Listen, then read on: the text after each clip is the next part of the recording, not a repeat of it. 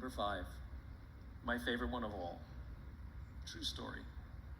There was a former Undersecretary of Defense who was invited to give a speech at a large conference, about 1,000 people. And he was standing on the stage with his cup of coffee and a styrofoam cup, giving his prepared remarks with his PowerPoint behind him.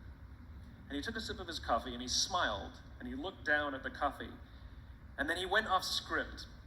And he said, you know, last year I spoke at this exact same conference. Last year I was still the Undersecretary.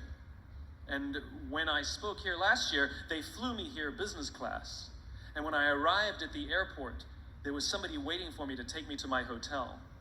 And they took me to my hotel and they had already checked me in and they just took me up to my room. And the next morning I came downstairs and there was someone waiting in the lobby to greet me and they drove me to this here same venue. They took me through the back entrance and took me into the green room and handed me a cup of coffee in a beautiful ceramic cup.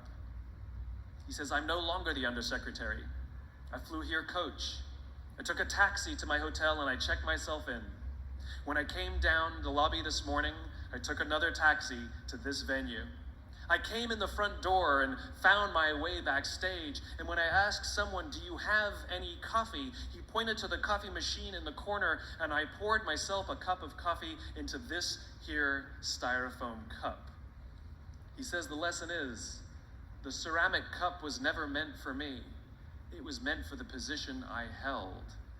I deserve a styrofoam cup. Remember this. As you gain fame, as you gain fortune, as you gain position and seniority, people will treat you better. They will hold doors open for you. They will get you a cup of tea and coffee without you even asking. They will call you sir and ma'am, and they will give you stuff. None of that stuff is meant for you.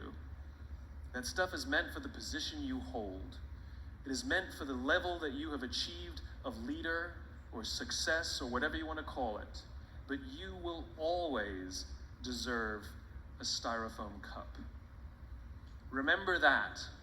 Remember that lesson of humility and gratitude. You can accept all the free stuff. You can accept all the perks. Absolutely, you can enjoy them. But just be grateful for them and know that they're not for you.